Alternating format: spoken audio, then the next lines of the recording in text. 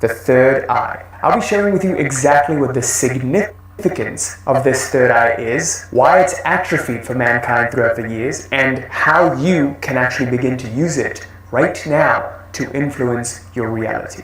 Now, recently I've come across a very powerful method, which I like to call the third eye visualization, which has had immediate impact in my world.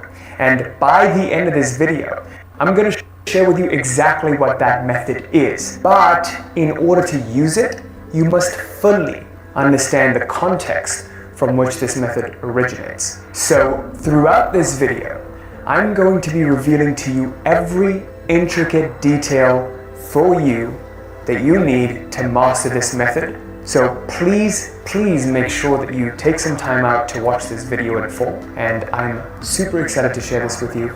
Let's go right ahead and get started. To learn the true art of reality creation, we must look back in time to the greatest reality creators that ever existed, the enlightened yogis, shamans, ancient Egyptians, and the Hermeticists. Now, too many different traditions have always mentioned the third eye, so there must be some truth to it.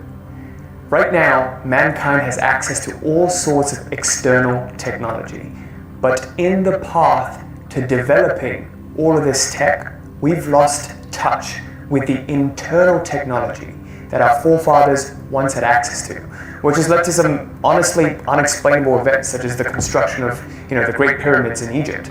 Now, how is it that we still can't explain how the pyramids were constructed? This is the work of powerful internal technology. There were many cataclysmic, destructive events that led to the demise of all of this knowledge, most notably the Great Fire of the Alexandrian Library, which has pretty much wiped out thousands of years of ancient knowledge. This information is actually out there, but it's locked away and hidden because of its true power. Unfortunately, there are those out there who are withholding vital information like this from you because they don't want you to be empowered. They want you to stay stuck, because when you stay stuck, they profit. Now, don't get me wrong. As a business owner, I'm all for profit, but not when it's at the expense of mankind's development. So let's begin our exploration of the third eye in the discipline that it appears in the most, the yogic sciences. Okay, so we're going to begin speaking about the father of the yogic sciences, and this person's name was Patanjali. Now, Patanjali existed thousands of years before the arrival of Christ. An important thing about Patanjali to realize was this man or person was so powerful and so intellectually realized that people who look back into the past to analyze Patanjali's writings, they think that Patanjali was a collection of 7, 8, 9 different people. Okay, that's how powerful this one man was. And so when Patanjali wrote the Yoga Sutras, which is basically one of the first texts that brought together all of the yogic knowledge, because prior to that, people lived the yoga life, but no one could consciously explain why they did what they did. It's kind of like explaining walking to a more intellectual person. So Patanjali knew thousands of years ago that the Yoga Sutras would be prevalent even today, and it would be even more important today than it was hundreds or even thousands of years ago. So that's the genius of the Yoga Sutras. And in the Yoga Sutras, Patanjali talks about the human machine, and it's like an instruction guide for how to use the human machine. So we've been endowed with this great, intelligent, powerful machine, but we don't even have an instruction guide on it. Do you realize how crazy this is? Like, we're born with this great, powerful machine, but we just don't know how to use it. We could use this to move mountains, yet we use this to multiply our suffering every single day, right? So Patanjali meant for this to be a guide for human beings to use to ultimately reach their enlightenment. Okay, that was the goal with the Yoga Sutras. Now, in the Yoga Sutras, this is how the third eye comes in. There are 114 chakras, as Patanjali mentions. Out of these 114, there are 7 main ones, which is what we're going to discuss. Okay? These 7 chakras describe the ascendance of man from absolute base primal instincts of survival to ultimately enlightenment. And if you can move your energy from the different levels, the whole purpose of yogic practices is to move energy from the absolute base and core level to the absolute highest, to the level of experiential realization, or the 7th chakra. Okay, so let's talk about these 7 chakras and where this third eye actually comes in. This is going to be very important for you. The most core chakra is called the Muladhara chakra. This is the root chakra. If your energy is most concentrated at the root chakra, you're mainly concerned with sleep and eating. You just want to sleep and you want to eat. And there are a lot of people who are at this low base level of consciousness right now. They don't understand anything else.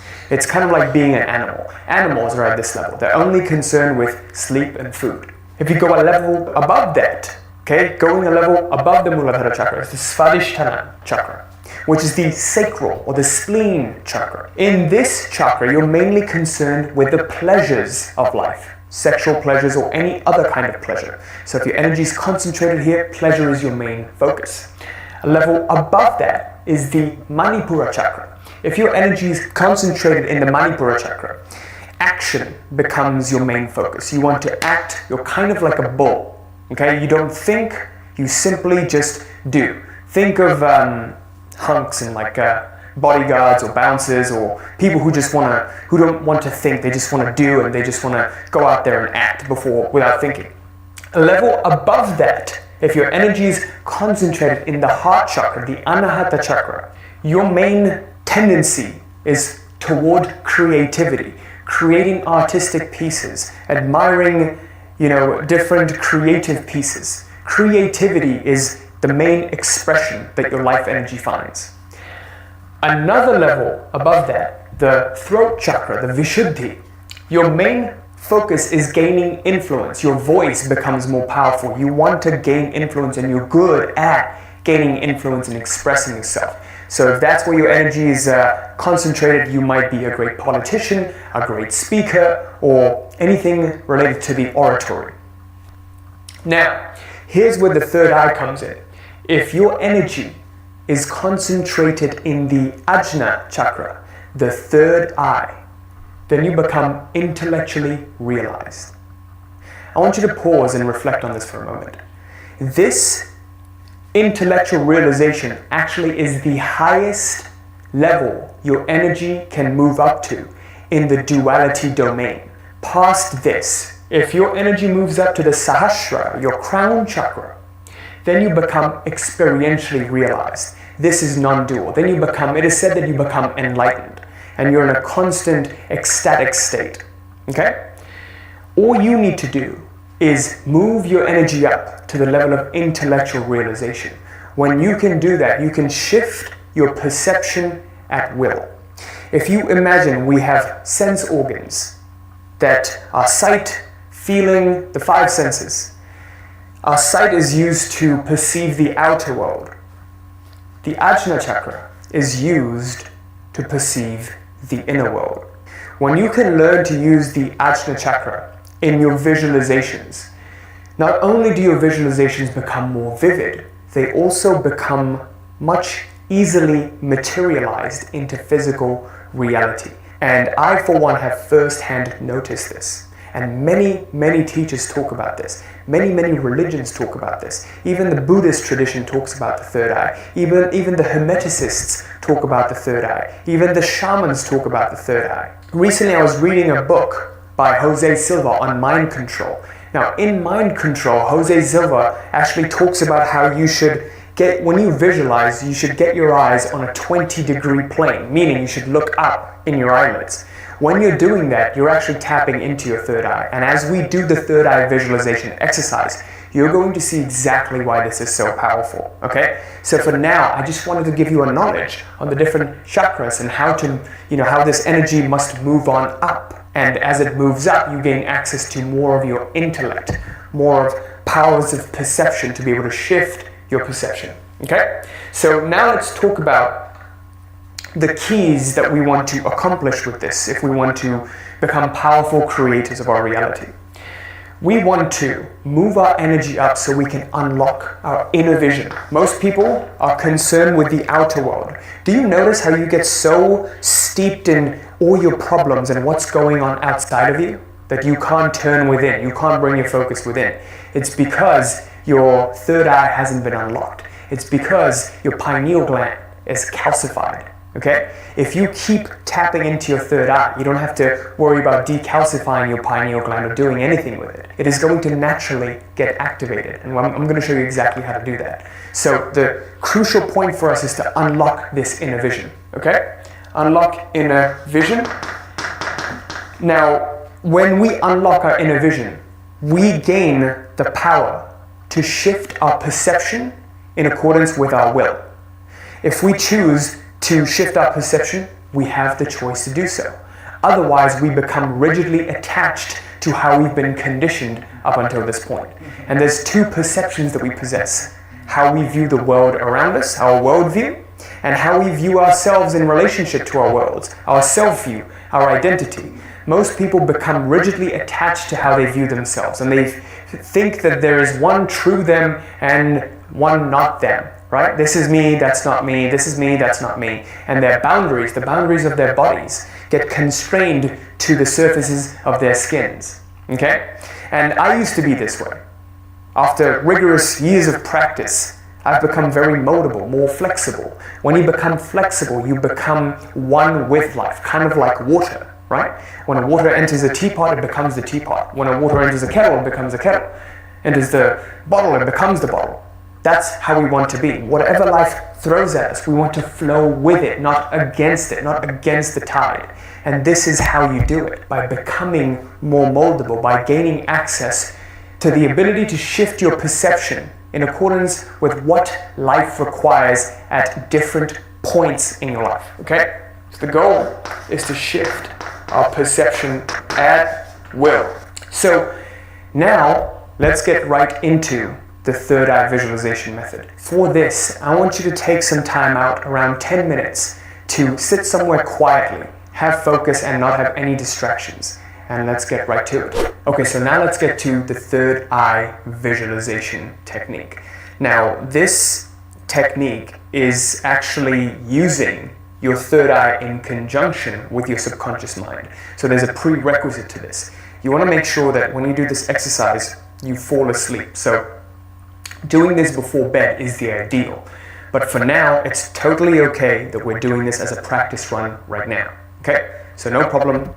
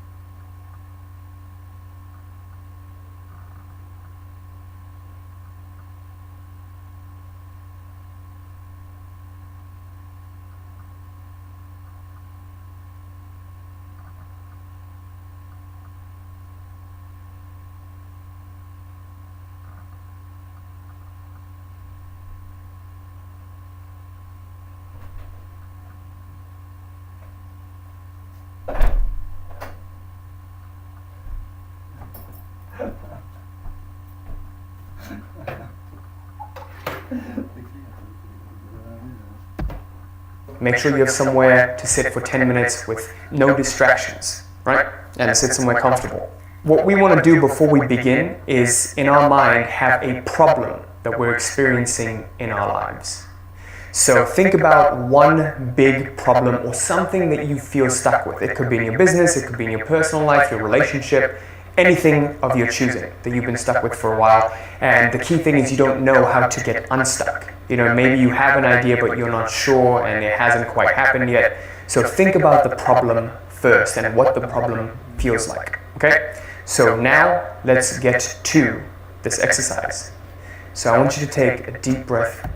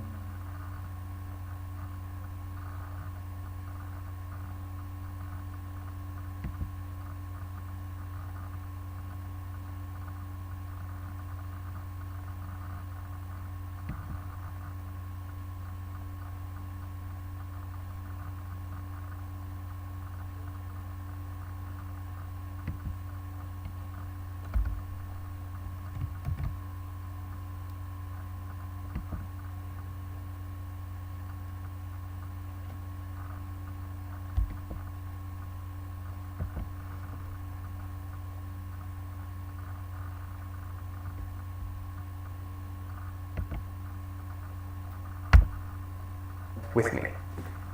Sit quietly and take a deep breath. Now, in your mind, I want you to visualize the number 3 times. 3, 3, 3. Now visualize the number 2 3 times. 2, 2, 2. Feel yourself falling deeper and deeper into an alpha state of mind. And now, I want you to visualize the number 1 3 times. And when you visualize the number 1 for the 3rd time, you're going to be in a very low frequency state of mind. Your brain waves are going to slow down to the alpha brainwave state. 1, 1, 1. You're now in the alpha brainwave state.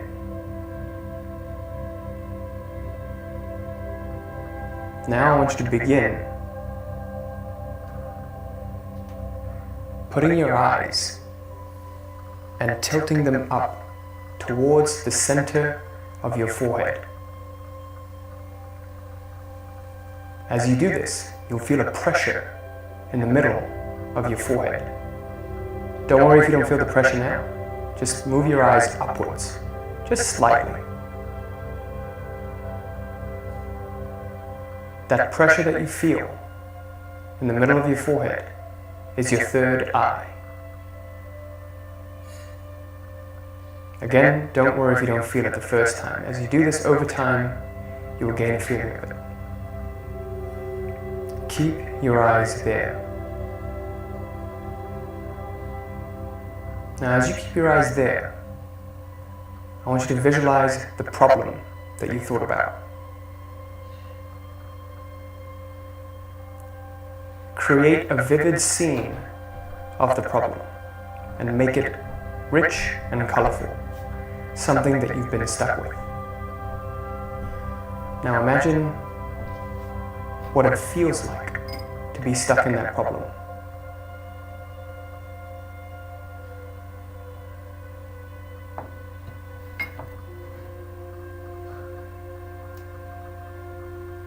Imagine how much it sucks to stay stuck in that problem.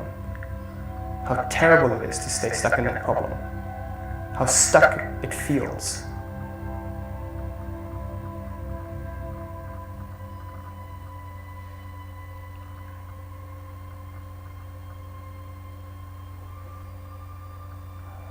Make the scene as big and visual as you can.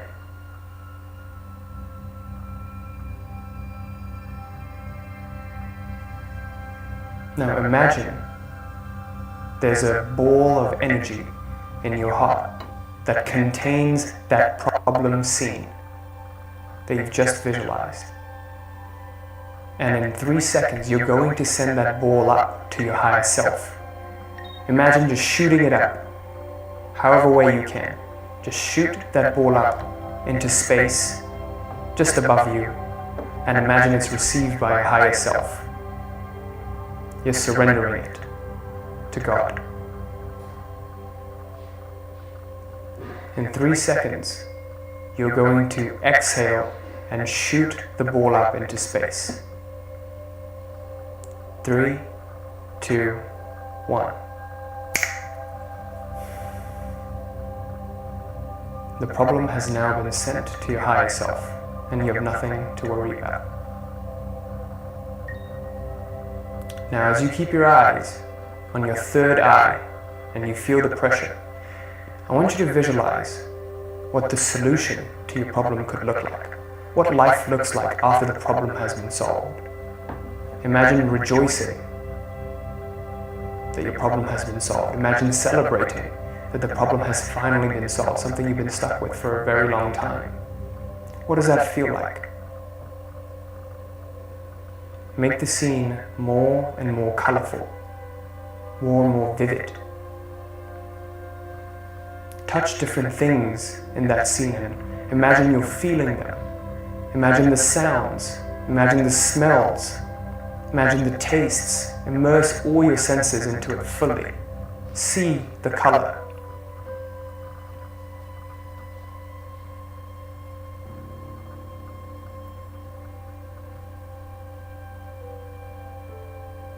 Make the picture larger and larger.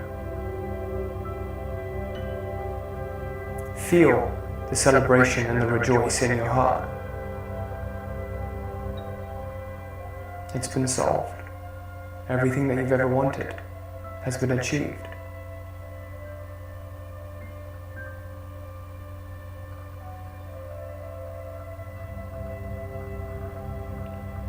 Now, in 3 seconds, I want you to send this ball of energy up to your higher self again, just like you did with the problem.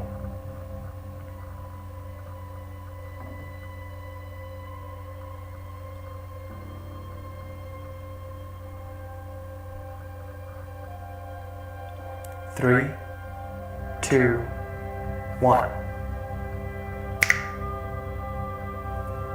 As you exhale, send that ball of light from your heart to your higher self.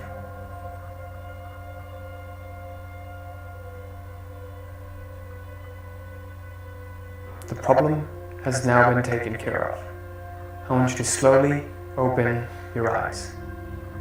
And now, ideally, when you're doing this exercise at night, right before bed, you will drift off to sleep.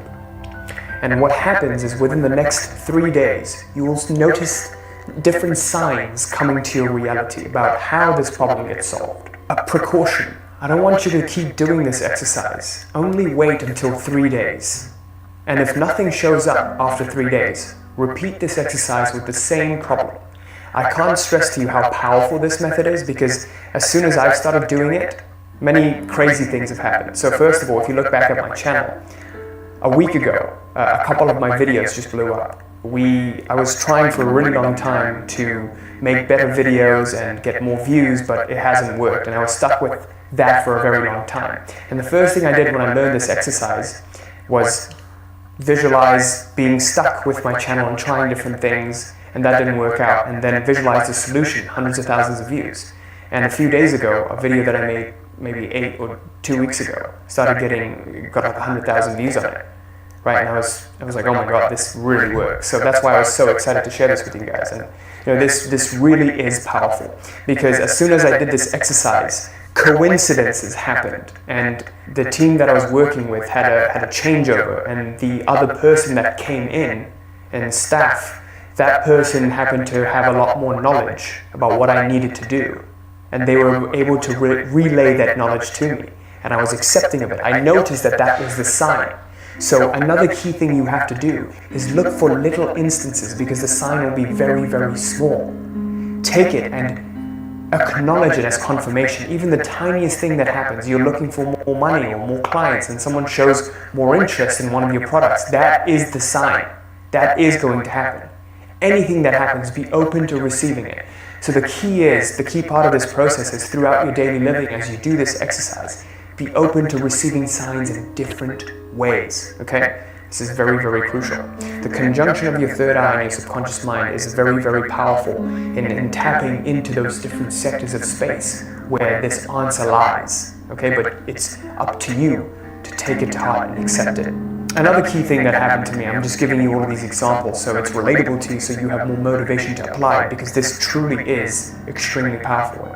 I was looking for client results, and you know, we haven't had an explosive result from a client in a very long time. As soon as I started to do this, one of our clients, Evan, he posted how he went from barely making nothing in his business to, after working with us, now making 50K a month in his business. And I'll pull up the screenshot right here. So this truly does work, but you need to follow these steps precisely. So if you need to watch this video again, please do so. Perform this exercise, just save it somewhere and just do this again right before bed. Okay, I've spent a lot of time preparing this for you in a way that you can use it for yourself, and I want you to listen to it and fall right to sleep.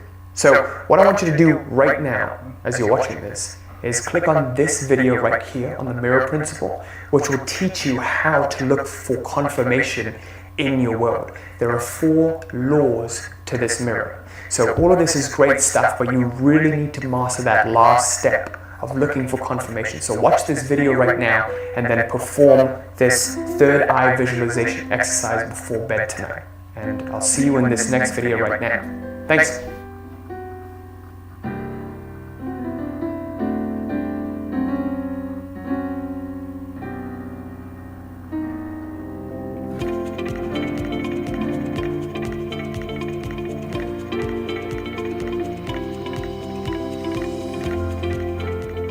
Okay, Rupert, welcome to the show. To get started, for anybody that has never come across this before, could you maybe start with giving us your sort of definition of what non-duality is? And could you maybe tell us about the significance of the phrase, "If I speak, I tell a lie, but if I remain silent, I am a coward"? Okay, well, first of all, hello, man, and thank you for inviting me. It's a pleasure to speak with you again. Can I sum up non-duality in one or two sentences? Yes, not.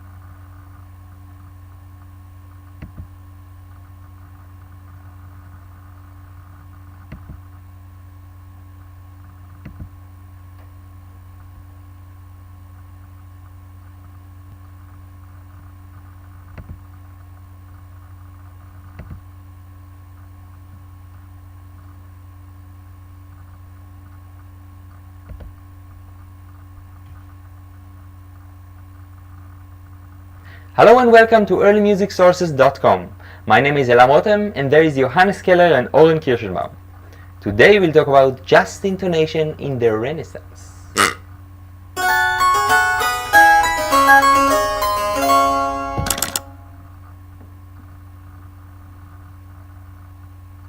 When we play early music, we have some idea of which temperaments we should use according to the different styles. As you know, temperaments by definition contain internal imperfections and employ some impure intervals.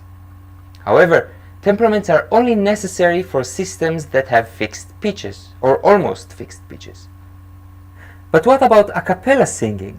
Theoretically, one could be completely free of temperaments and use only pure intervals, just intonation if you wish. In this episode, we will check if such a thing is possible in the context of Renaissance polyphony and try to understand what our old colleagues from the 16th century might have done about it. The idea of singing a cappella music using only perfect intervals was probably there from the beginning.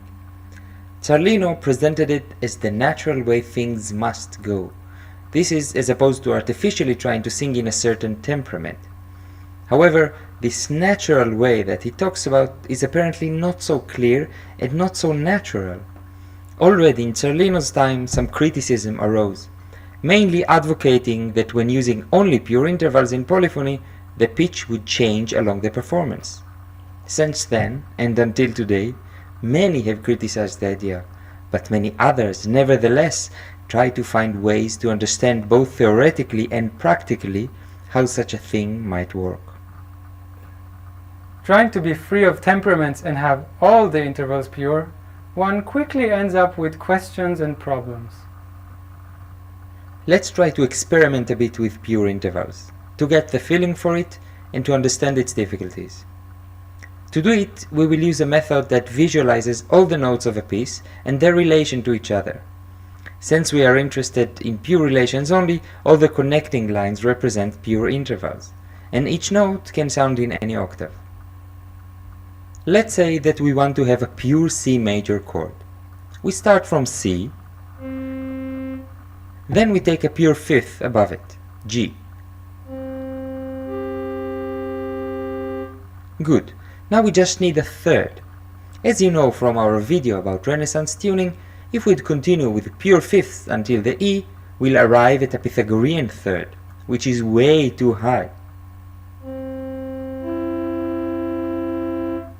We want a pure third.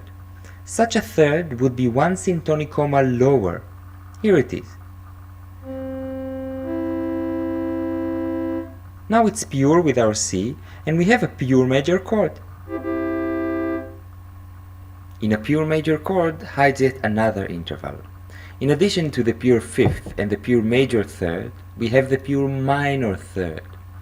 You see that the G, a pure minor third above the E, is one level higher than the E. If we will try to make it in a Pythagorean way using only pure fifth, it will be too low by a syntonic comma. Therefore, if we'd want a pure minor third, we'll have to look for it one comma level higher. So, if we'd like to have now a C minor chord, we'd have to get our E flat one comma higher, here.